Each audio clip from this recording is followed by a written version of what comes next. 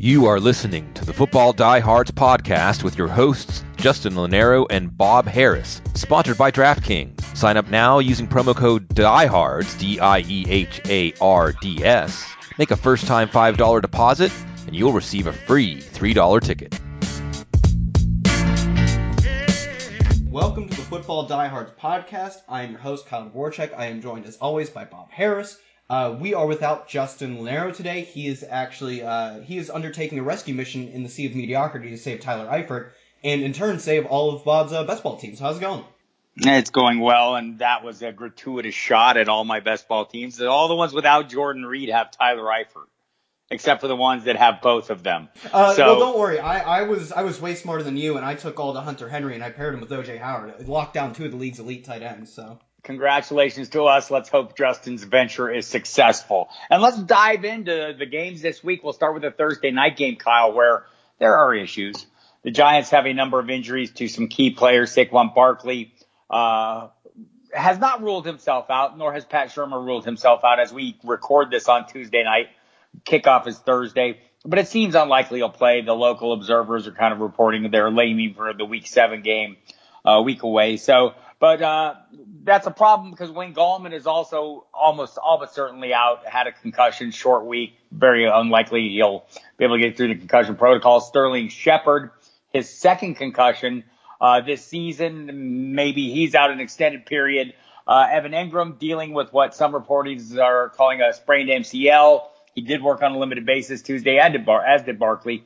But let's assume those guys aren't playing, or at least they're not playing at full speed. John Hilliman moves to the forefront in the backfield. Golden Tate at wide receiver. There are other fellows in this receiving core. Are there any playable guys, any rosterable guys beyond the Golden Tates of the world here for you, Kyle? Yeah, beyond Golden Tate, I think it's fine to take a shot on, in deeper leagues or maybe the Thursday-Monday slate. If you're playing like DraftKings Thursday-Monday, on Darius Slayton last week, he was second on the, or I guess he was second behind Sterling Shepard, who will be playing. So of the active receivers, he was second with 5 targets, right behind Golden Tate, but had a 18.2 ADOT relative. Jesus, Golden Tate's 2.8 ADOT. Golden Tate just running these great fullback routes, apparently. But he's the king of yards after the catch. That's true. I mean, to be fair, though, it is a skill he's shown throughout his career. So, yeah, but anyway, I think Darius Slayton is a fine, probably more so, Thursday, Monday slate, not so much my season-long teams, but if you're in need, man, there's a lot of injuries piling up. I think there are worse options, 5 targets, 91 air yards. Not playing, Rhett Ellison, the backup, or Cody Latimer, none of these guys. John Hilliman, like you mentioned, is probably going to get a lot of volume. I think he out-carried Elijah Penny like 9-2 or something like that. Yeah. After Gallman went down, but I mean, honestly, I'm not sure if I want to run a running back on this team against the Patriots. Like, I don't want to run any running back against the Patriots, but let alone John Hilliman when they don't have Sterling Shepard, when they don't have Evan Engram. Yeah, he's another guy who, if you have to do it, I get the volume argument, but I'd be looking anywhere else before I went to John Hilliman. So, if we're looking at this game, does the Patriots defense seem like the best play of the week right now? Yeah, I don't know how you weren't getting Patriots defense in season long. Like, their matchups throughout the first, 7 weeks or whatever are just, free money. They should have been, honestly, the number 1 drafted defense because, 1, clearly they looked that talented, but 2, it doesn't really matter who you are. These are your matchups. So I'm glad where, unfortunately, I was playing a lot of draft best ball, so I didn't get a ton of, you don't get defense on there, so that's an edge I didn't have. But in all of my, regular season-long leagues, I'm just super overweight on them. And yeah, they're almost certainly the number 1 projected defense again this week, and I just keep firing them up. All right, we got another game of some interest. The Pittsburgh Steelers down to quarterback, 3 here. Devlin Hodges will be the starter in this game. A camp arm who finds himself thrust likely into the starting position. They haven't ruled out Mason Rudolph yet, but if you saw the crushing hit he took directly on the chin, seems unlikely he'll be cleared. Again, that'll be something to watch. If it is Hodges, Kyle, is there anything to be gained from this game from the Pittsburgh point of view? No, I just mean the more you lose your quarterbacks, they really liked him in the preseason and throughout training camp. I guess they traded Josh Dobbs just so they could keep him in their program essentially. But I mean, that still doesn't make me want to like buy any of these weapons. He was the third string quarterback for a reason. So I think you still probably keep firing up Juju because of supposedly the volume he's getting, but even that's not great.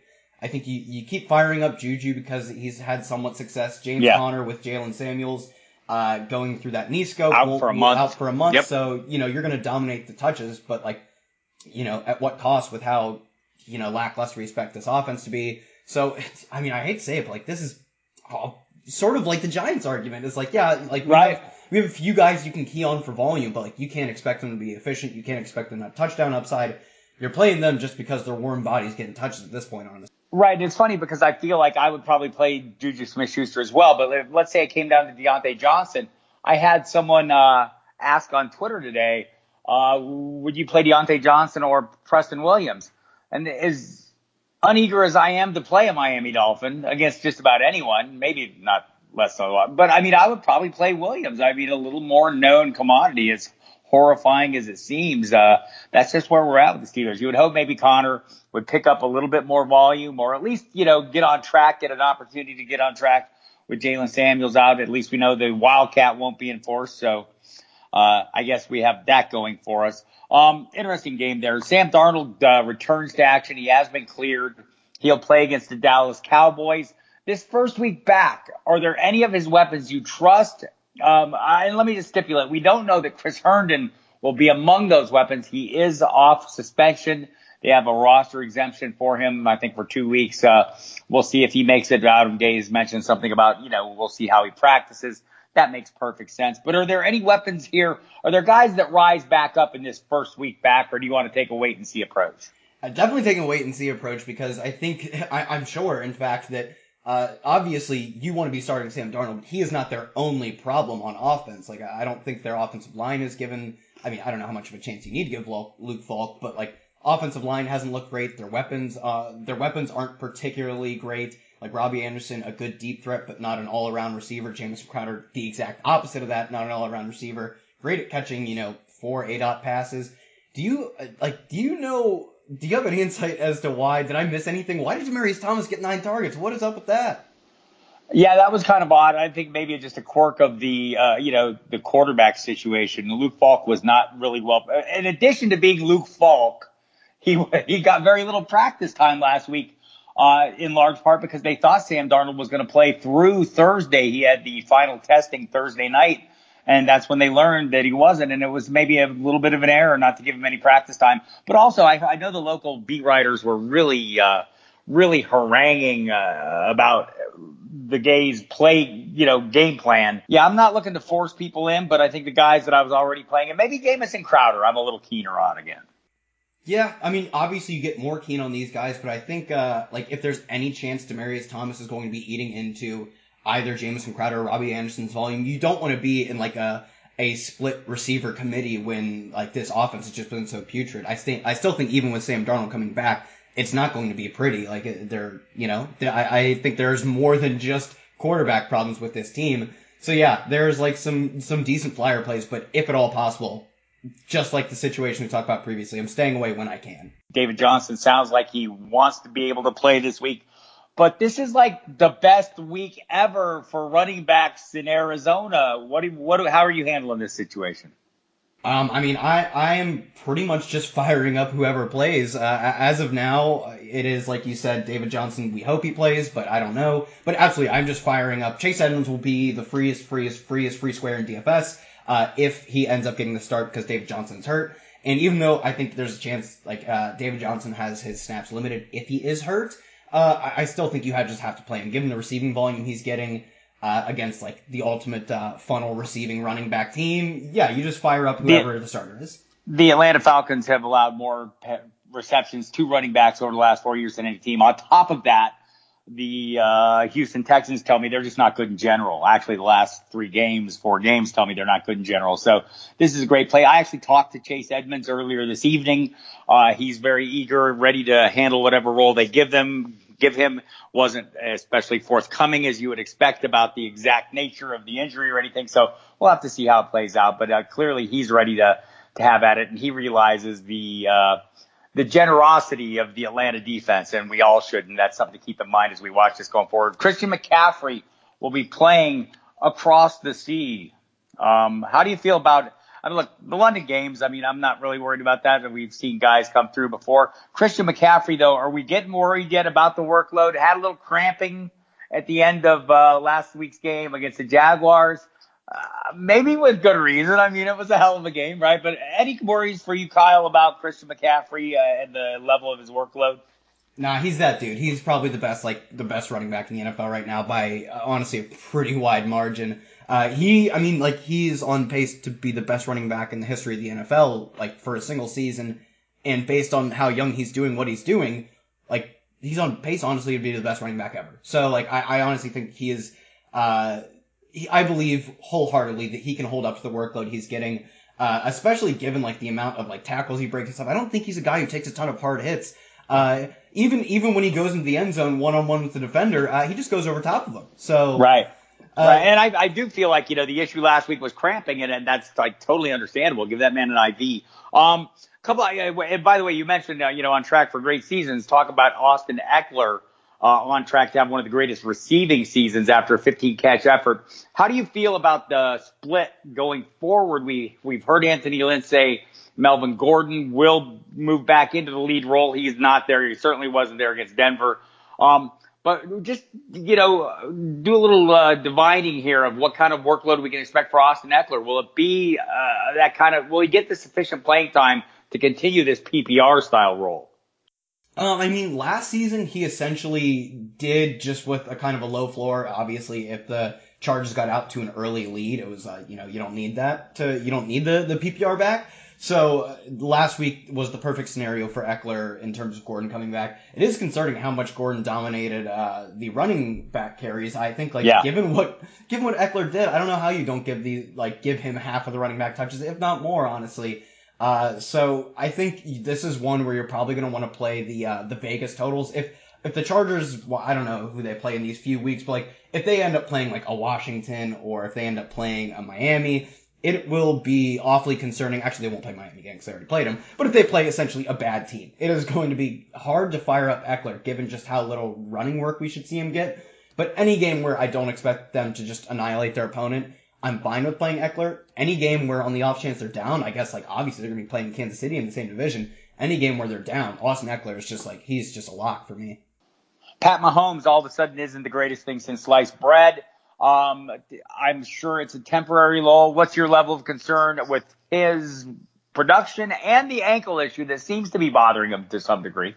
Yeah, level of production 0. He's still the best quarterback in the NFL in my opinion. The ankle issue, I hope it's not more than a 1 or 2 game thing, and I think it's reasonable to expect a somewhat limited production. I mean, limited in Patrick Mahomes terms, sort of in demigod terms, limited to maybe closer to us mere mortals. But I still think he's got to be in your top 3 quarterbacks. You're obviously not considering benching him. Maybe I hold back on him in DFS a little bit, but honestly, I'm not paying up for quarterback very much anyways. No. So he wasn't really fitting into my game plan too much. So it kind of just doesn't factor in season long. You're still playing him in DFS. I wasn't playing him anyways, so it kind of just fits into how things were going for me in the first place. Right. And Tyreek Hill getting close to him making his return, worked on a limited basis all last week. Andy Reid won't commit to anything yet this week, but that's something you'll want to watch. Davante Adams, I haven't heard a damn thing about, and I hope I never do again because Aaron Jones is really good when they give him the football every single play, correct? Yeah, Aaron Jones, very good. We all knew this, everybody on Twitter knew this, before last year. Or if they didn't, they knew going into this year that Aaron Jones is clearly the better running back than Jamal Williams. There was some sleeper hype for Dexter Williams, but obviously I think he's been an active. He was a healthy scratch. Yeah, I think he's been a healthy scratch every game.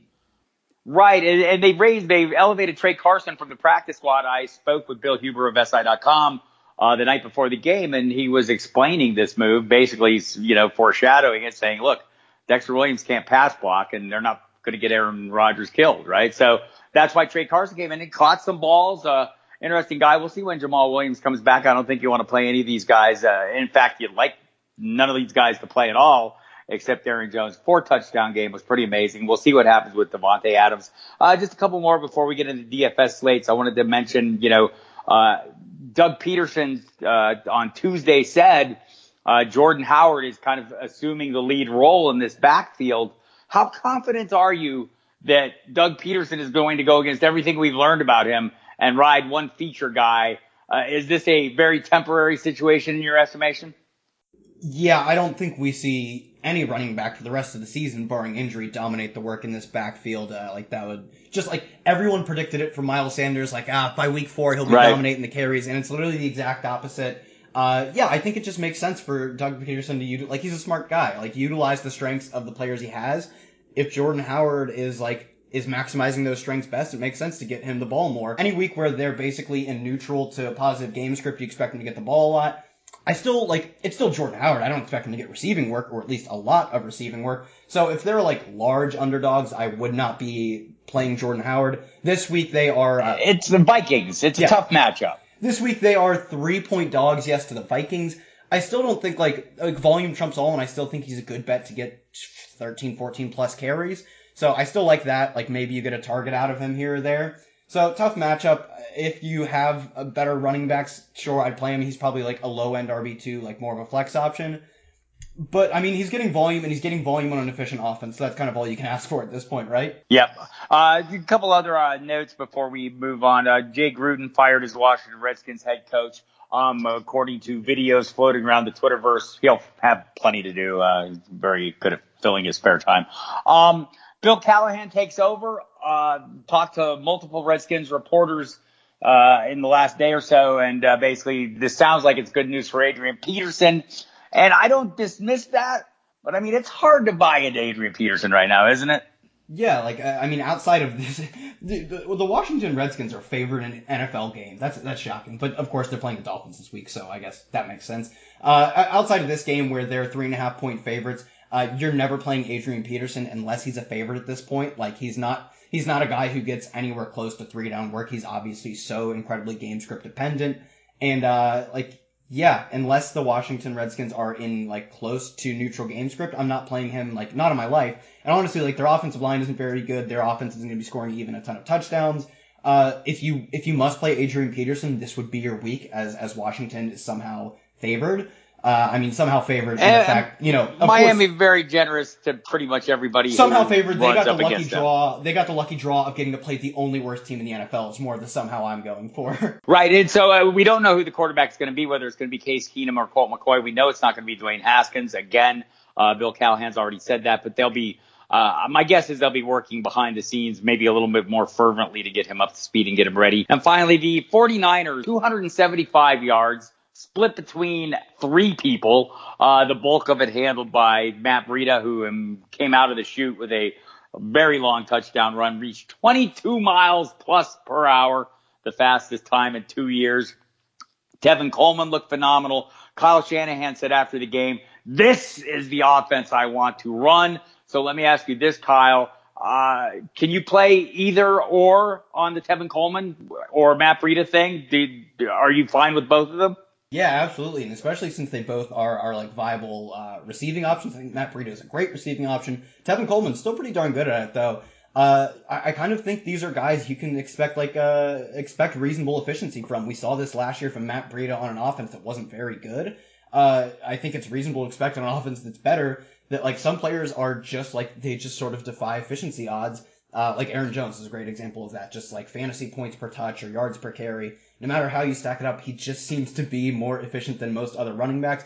I think you can easily expect that from Matt Breida, and I think it's similarly, you can expect some of that from Tevin Coleman. This has been true of Tevin Coleman dating back to Atlanta when he was there with Kyle Shanahan. You think back to 2016, 11 touchdowns, working in tandem with Devonta Freeman. So it is definitely doable.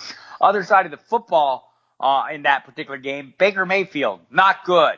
Browns in general, not good. Where is this going, young man? What are the Browns right now versus what will they be? What's our conversation going to be a month from now? I hope, I guess I don't have a ton of Baker Mayfield because I don't draft quarterbacks early. But I still was an ardent supporter of him. I had a lot of Odell Beckham because I thought the upside was great. I don't know. I still think 5 games isn't the largest sample, and I think 5 games isn't the largest sample. They've had a few good showings, they obviously just drubbed the Ravens. They handled business against the Jets. Like, they weren't really forced to do much, and it's the Jets, so who cares? And then they had a few bad games. I think maybe what we can expect from this team is the unexpected, essentially volatility. Like, they're going to be, and this is one thing we saw from Baker. Like, he's turnover prone, like, regardless of, like, last year or this year, he's turnover prone both years. Maybe that's something we can expect. The upcoming schedule, not great. They get the Patriots, they get the Broncos, they get the Bills. Those are three defenses, especially in the Patriots and the Bills, that I do not want to be facing. This week, though, against the Seahawks, a defense that is like a shell of its former self. Not even a shell. It just doesn't look anything like it. An offense that is finally starting to push other teams to score points, like starting to run a little bit faster, give Russell Wilson the ball a little bit more. I think this week is a good bounce back spot for Baker, but beyond that, he is going to be a tough start in the following 3 weeks: Patriots, Broncos, and Bills. Right. I think what I'm hoping we've learned is to manage our expectations a little better going in. When all the magical pieces are assembled into a particular location, it does not always yield the best possible outcomes. And that's what we're learning, and that's what the Cleveland Browns are learning. Let's jump into your DFS picks, Kyle, because this excites me greatly every week when we go through these. We'll miss not having Justin again. If you didn't catch it, he's out in the sea of mediocrity. He's not making any picks today. That's sad. All right. He'll be back next week. Everybody relax. Kyle, quarterbacks, who are you targeting heavily this week? For whatever reason, DraftKings just does not like Gardner Minshew. He's easily the best value at 5K. I love him. Yeah, dude, he's not only a great like personality, enjoyment to watch off the field, and all the shenanigans with having a mustache. Like, who has a mustache anymore outside? I'm wearing jorts right now. I have my Minshew jorts on as we speak. I mean, all right, I'd give you a few snaps under center. That's fine. Thank you. I think you've got good mobility. You know, I think you maybe not like maybe not straight line speed, but sort of that Tony Romo shifty in the pocket thing, where we actually saw that. We've seen that from Gardner Minshew now. Like, dude just looks like a legit NFL quarterback. Now he gets to face New Orleans, who, like, yeah, they have some talent on defense, but like because of the points their offense can put up, I have no problem playing quarterbacks against them, because you just want good game script, essentially. Like, defense doesn't matter as much as like the opposing offense forcing you to score does. He's only 5K. His price went down after a good week last week. I think there are good stacking options with him. He's easily the guy I'm paying down for. Like, almost certainly going to be my cash game quarterback. Pay up. I love Lamar Jackson getting a little price drop after a rough game last week. He was 7,100 last week going against Pittsburgh. Now he's only 6,900. Not a huge price drop, but really, when you get to go against Cincinnati, your price should skyrocket. And it didn't. So Lamar Jackson, I think it's pretty reasonable to expect a bounce back week. And also, one thing that like has been pretty obvious is that like when pressured, he's much like any quarterback. When pressured, much more prone to turnovers. Thrown 5 interceptions in the past 2 weeks. Sacked 9 times. That's more than the previous 3 weeks combined by like 3. So I don't expect Cincinnati to get any pressure on him. They don't really they have no teeth to their defense. So yeah, Lamar Jackson, if I'm paying up, and Gardner Minshew, pay down all the way, because Gardner Minshew is just that dude. Yeah, I think it's interesting. I mean, it's possible the Ravens have fallen in love with the Jackson throwing to a degree that maybe is starting to be an issue. I mean, I think the interceptions over the last 2 games, 5 interceptions after throwing none, that's been a little bit of an issue. And talking to some of the local observers, they're feeling like maybe they're asking him to throw more than he should. Perhaps we get a little course correction with a little more running this week. That'd be great as well. Top running backs, not named Christian McCaffrey, because he's a given, right? I mean, it doesn't matter where he's playing, who he's playing. Christian McCaffrey, how much he costs. Everybody's playing Christian McCaffrey. So who else? Yeah, well, the problem is Christian McCaffrey plays that London game, and that's not on the DraftKings main slate. Oh, so, yeah, it's the 9:30 this week. I was so disappointed for them to be like, well, let's bump Christian McCaffrey's price up $300 because he got another 175 yards from scrimmage or whatever. And I haven't even looked at what his price is, because you have to go off the main slate, and I just haven't looked at that yet. So if you're playing non-main slate, yeah, like obviously, I have no clue what they priced him up to. I don't care. Like, they didn't price him up high enough. Outside of Christian McCaffrey, though, since he's not on the main slate, Alvin Kamara is still getting workhorse volume. It just hasn't come, especially in terms of touchdowns. Like, he's averaged I think 150 yards from scrimmage over his past 3 games, but in his past 2, he has not scored once. So in terms of Alvin Kamara, like, godly level efficient, both in terms of yardage produced and touchdowns, I expect him to bounce back, especially in a game now like Jacksonville's offense looks like it's going to push other offenses, which is exciting to say. Right. I feel like we haven't been able to say that in a long time. So I think that's a good play. I don't know how, I'd probably honestly rather play Dalvin Cook. I think he's got basically a similar touch ceiling in terms of touches combined, carries and receptions compared to Ezekiel Elliott, but he's $100 cheaper. And I kind of like the fact that if Ezekiel Elliott gets up, or if Ezekiel Elliott and the Cowboys get up early against the Jets, we could see more Tony Pollard again. Because you just if the Jets are still bad, you can just start your backups against them. You'll probably beat them. So Dalvin Cook in a game with much more scoring against Philly, I like that much more. If I'm paying down, there are a few guys I think you can pay down for. Philip Lindsay still kind of getting this middling price. Yeah. They're just they're hesitant to price him up because he is a committee back. There's no doubt about it. When you look at his carries, they're pretty volatile. The past 3 weeks, 15, 9, and 21. I think you can kind of expect the unexpected with him. But in terms of targets, it's been much more consistent. We've seen 2 weeks ago against the Jags, he had a down game, 1 target. Outside of that, he's been above 5 targets been above 4 targets in every single game.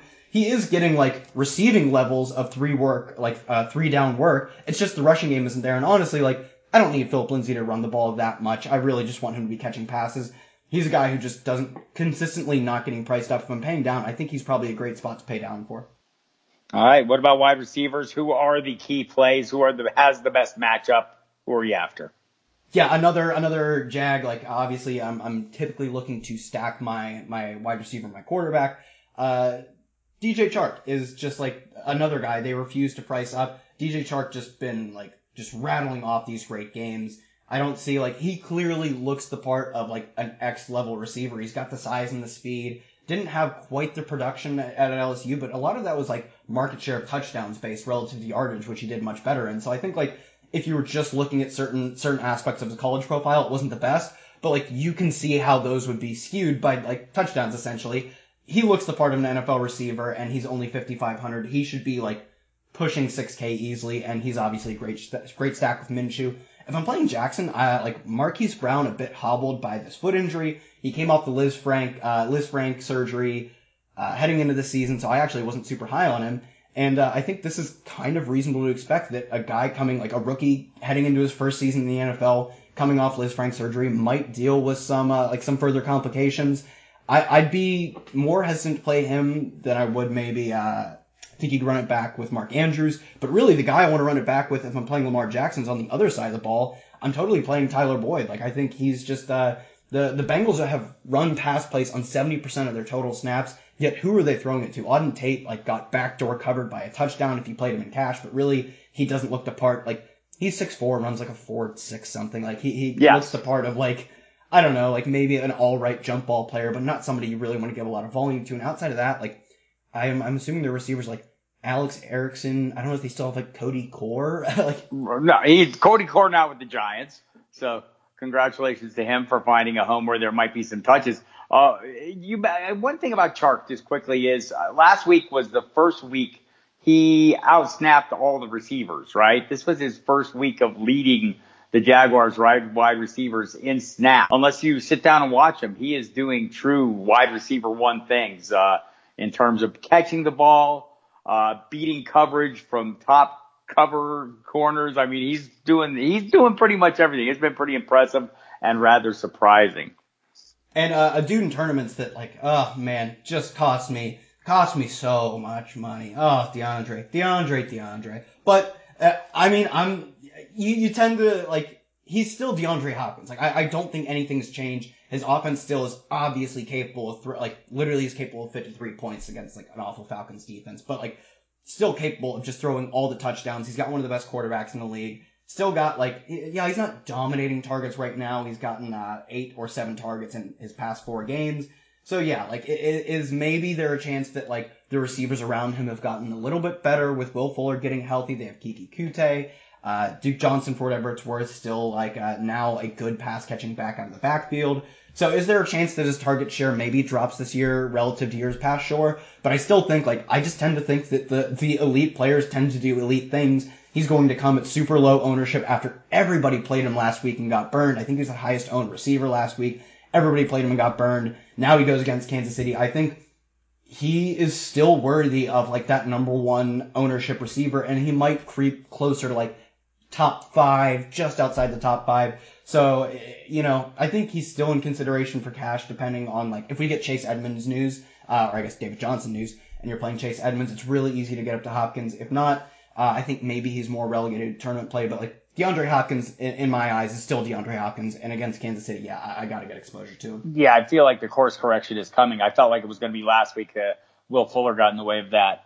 But that won't be every week, and it's going to change at some point. While Justin is out swimming in it, why don't you stand on the shores of the sea of mediocrity and cast your net and see what you drag in? Yeah, I think maybe not diving too deep, not diving as deep as Justin. At least I don't have the pressure tested suit like he does. Digging. He digs deep in the sea. he's on the ocean floor, digging deeper and deeper for weird deep sea tight end creatures. I like George Kittle. I'm not very inclined to go deep. George Kittle, 8 targets in each of his past 2 games, finally found the end zone. That's what we were all waiting for, because he was getting the volume for the most part, had 1 game with 3 targets, but essentially getting the volume, getting the yardage for the most part, not crazy yardage games, but good games nonetheless. Just wasn't getting the touchdowns. Now he's getting the touchdowns. San Francisco, had they been pressured to actually move the ball in the second half, this could have just been a monster game for Kittle. So I think he just had a few down weeks, and maybe he doesn't have the same ceiling he did last year because there are more receiving options around him. The running game looks amazing, but he's still like I said with DeAndre Hopkins, he's still George Kittle, and now we actually have proof that he can find the end zone. He gets that Monday night boost because DraftKings releases their prices on Sunday, mid-evening, afternoon, sometime around then. So they didn't price him up for his bounce back week. So yeah, I think at 5,200, George Kittle, great play. And then Austin Hooper, you kind of are starting to have to pay up for him, but he's getting volume, and out of my tight end, that's hard to find these days. He's got over 5 targets, over 6 targets, or 6 targets or more in every single game this season. Who's he playing this week? Oh boy, you know who he's playing. He gets the matchup of all matchups, Arizona. It didn't pan out last week, but that's because Tyler Eifert's dust. He's just probably done being good in the NFL. So Austin Hooper, still good in the NFL, gets to play Arizona with a shockingly high total. This game, I want to say it's over 50. I think I can pull it up actually. This game, 51-point total, higher than San Francisco, LA, behind Kansas City, and the Deshaun Watson Texans, but still, of course. Put an asterisk around any game Patrick Mahomes plays in, and this is the highest total of the slate, So yeah, Austin Hooper, great play there. I think Mark Andrews maybe at basically the same price point, 4,800. Interesting pivot play, but that's solely in tournaments for me. And beyond that, I think I'm gonna avoid paying down at all costs. Maybe have some exposure to Gerald Everett at 3,600. Seeing a lot of volume in these past 2 weeks, but I still don't know if 2 weeks is an incredibly small sample in a game played with a weirdly shaped ball that can bounce in strange ways. I'm much more inclined to go with my larger sample of Austin Hooper being good. But if it works for your roster construction, I think at 3,600, Everett's a great play too. It's called an oblong spheroid, and it's made that way so it bounces funny ways. I will say on Andrews, I think it's interesting that he's getting so much production on not a ton of the snap, right?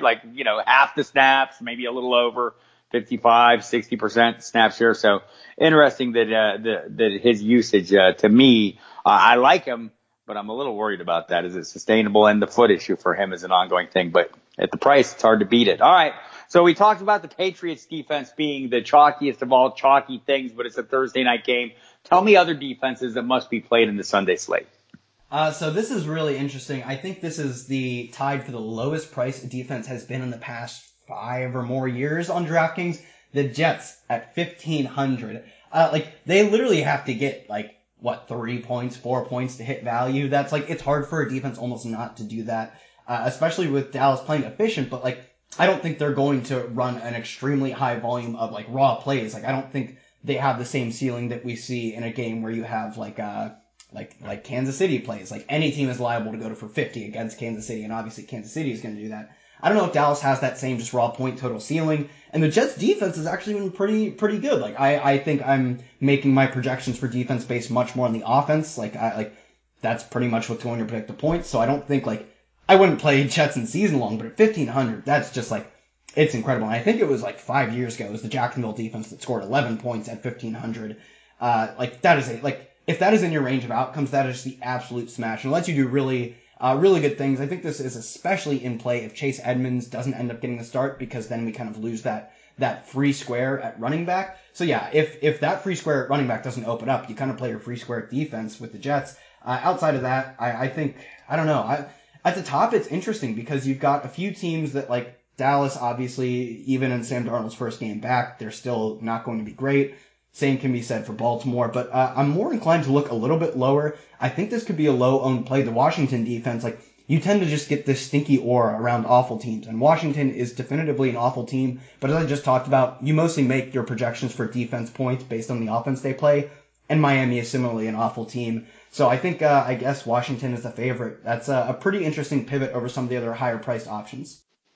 Yeah, I'm with you there. So there we have it. Just a quick reminder one more time. Buffalo, Chicago, Indianapolis, Oakland, all off due to the bye. We are into the heavy bye period where it will be at least 4. I think there's 1 week coming up where there will be 6, or maybe a couple weeks where it will be multiple beyond 4. So that's something to keep an eye on as we go forward. But otherwise, it looks like smooth sailing for all involved, especially with some big point games. That Atlanta, Arizona, Kansas City, Houston. There's some good games out there, Kyle. So let's get back to work and get ready for them. Tons of stuff coming up on the site, including your live videos with Bobby Gomes, both Wednesday night and Sunday. I'll be doing my injury video on Saturday. In the meantime, we'll both be writing all kinds of DFS stuff. You'll be doing your cash and tournament breakdowns. I'll be doing my tournament DFS 3 and out column, and there'll be tons of other stuff up. So don't miss out on everything. Hit the site and get them. Wrap us up, Kyle. Yeah, I think you covered all the content we have coming up, but exciting week coming up now that we have like a serious onslaught of buys. I think this will be similar to last week in that there's a few chalky plays, but not quite the free squares that we saw. So another great week for tournaments last week, just like the tournament lineups were insane. So yeah, I hope to, I know we'll have Justin back on, so excited to get on next week, have Justin back. Of course, you'll hear the sensational sounds of his voice coming through your audio, but until then, thanks for joining us, everybody. Thanks for listening. For myself, at Kyle Tweet here. For Bob, at Football Diehards. See you next week.